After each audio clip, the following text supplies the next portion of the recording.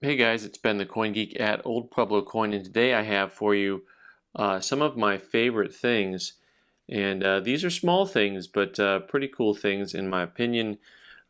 These little tokens are from what's known as the Coins of the West series. And believe it or not, they actually mention these now in the Red Book. I don't think it was always that way. There's a gentleman by the name of M.E. Hart that produced these little golden tokens for several different expositions. Specifically, he produced a really large array called the Coins of the West, Coins of the Golden West, and it was for the 1915 Pan Pac exposition. And so you recognize that that frame actually looks a lot like the same frame as you'll see from the actual Pan Pac collector commemorative series. So these are pretty cool. This entire series that was issued had 36 different tokens in it, and there's a few different designs and styles. They had them from Alaska, California, Montana, Washington, Oregon, and Idaho, with different design elements on each one. So here's an Oregon gold, quote unquote, dated 1914. Of course, not really an expensive piece originally. And this one here says 1849. So these were designed after the old California gold tokens. This one says California Gold 1 and has the bear on it. But they are collectible. I mean, you'll see a lot of these trade for, a couple $100s to all the way up to a couple $1,000s. The last time I saw a full set of these in the album, in the original frame sell, was 2017, and they sold for about $35,000 for the whole set. So they were not only sold by M.E. Hart and produced for this series. There are an entire other group of tokens that he produced for other series, such as the Louisiana Purchase. You'll see these Louisiana tokens.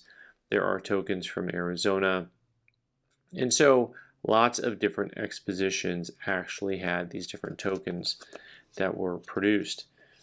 And there is actually a website, mehartgold.com, that actually breaks these down by die variety. So for the hardcore collector, you can actually collect these by die variety, which is the same thing as the old California gold pieces. A lot of those are collected by die variety. And it's interesting that these guys here, they're kind of to the California gold tokens what peace dollars are to Morgan dollars. And, I'd say that they've got, they're not as popular as the California gold issue.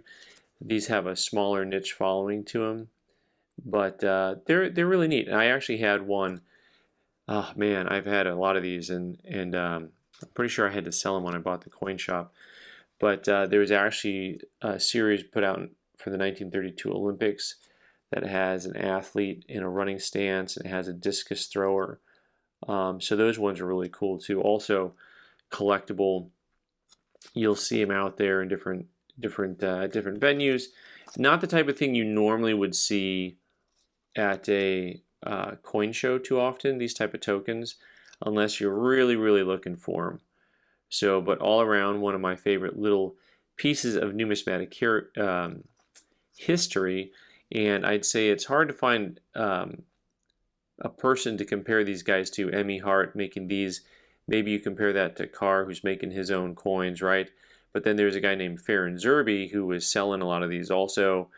And so I don't know who to compare that to as far as an individual in the marketplace who's really makes a market for things and is a wildly known successful promoter of certain items. So anyways, I wanted to share those with you guys. Leave your comments down below. I'm Ben the Coin Geek. You can subscribe by clicking on the owl button in the corner.